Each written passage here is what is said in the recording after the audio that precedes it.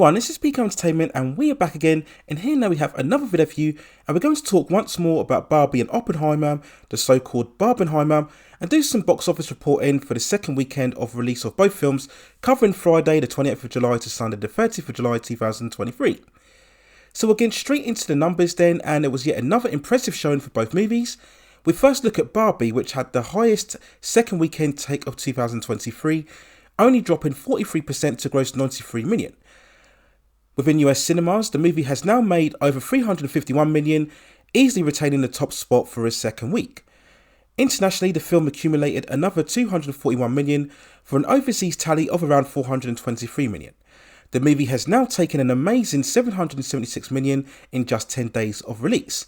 It's now an absolute certainty to cross $1 billion worldwide, likely to reach that threshold by next weekend, and becoming the only second film to do so this year after Super Mario Bros.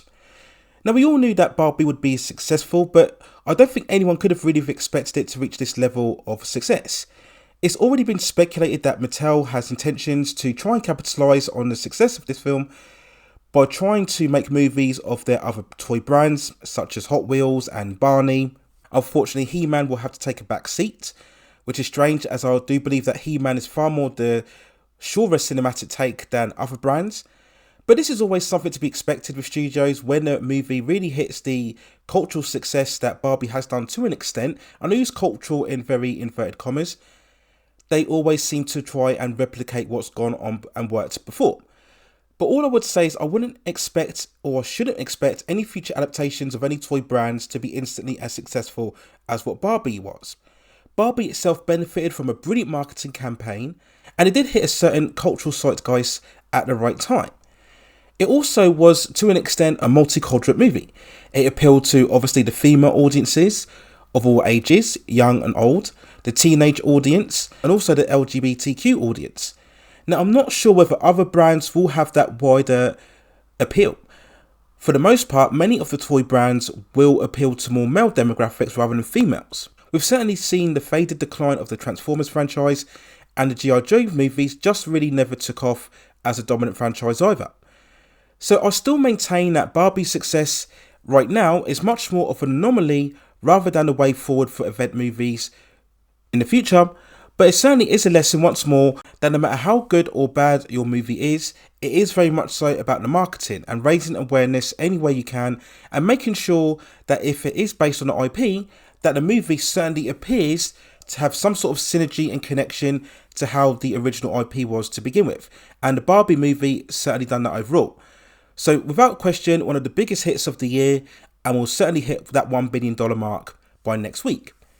We then look at the second half of Barbenheimer, of course the Christopher Nolan Oppenheimer movie, and that itself had an impressive showing, only dropping 44% for an approximate take of around $46 million within the US to take the number 2 spot. It's now taken a mighty 174 million in this territory, and again it's performing way beyond expectations despite the fact that it is a Christopher Nolan movie.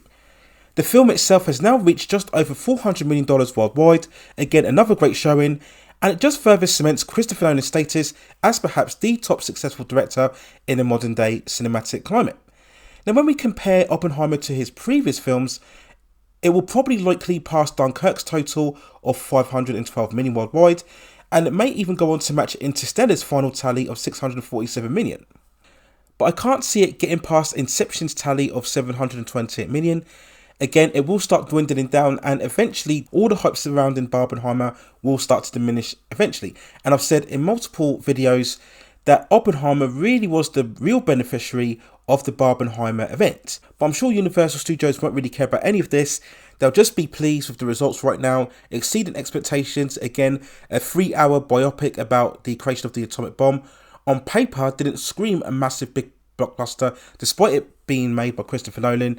So all of these numbers, again, will make the studio very pleased, give Christopher Nolan even more clout as if he didn't have it already when going to make future movies. We then quickly look at Haunted Mansion, which debuted at number 3 in the US with a 24 million take. The supernatural horror comedy is the second live-action adaptation of the Walt Disney theme park attraction, following the 2003 movies which starred Eddie Murphy. With a budget of around 150 million, these opening numbers aren't very good at all, And again, it shows another low underperformance for a Disney live action movie. So far, the film has only grossed around $33 million worldwide. So again, I don't think there's much hope here for it turning out to be anything other than another major disappointment for the studios. Opening at number 6 was the independent film Talk to Me. This was produced by the studio A24, who of course garnered major success last year with the multi-Oscar winning film Everywhere Everything All at Once. This film opened with around 10 million in the US, so I think again it's another good sign of independent movies just starting to make a bit more impact in the mainstream theatres. I think this is what the movie industry always needs. If we are ever going to see any more original works and potential original franchises or indeed new characters dominating the industry, then we do need films like Talk to Me and also The Sound of Freedom, which continues its consistent success, to really make a big impact and show studios that it is worth the risk betting on far more original and different content and material.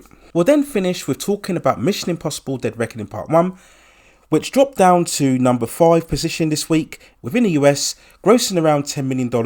Overall, it's now managed to gross just under 140 million in that territory. In terms of worldwide tallies, the film has now grossed over $447 million. Now, whilst I keep holding out hope for this movie during these breakdowns, it does seem now that it's probably going to struggle to hit $600 million. It's probably going to struggle to hit now $600 million worldwide.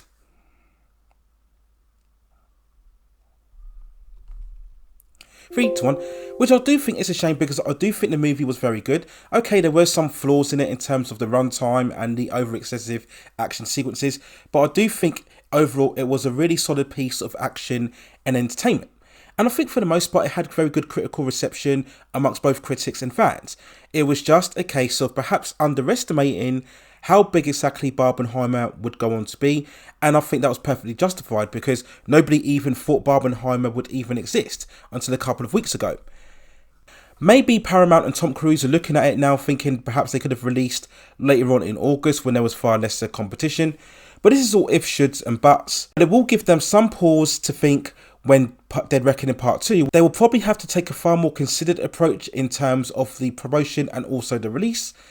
When it comes to marketing the film, of course, yes, they will talk forevermore about the amount of crazy stunts that Tom Cruise is doing, but I will think they will need to have a bit more focus on the actual story this time round, just to try and make people think that this is something a bit more than just another regular Mission Impossible installment.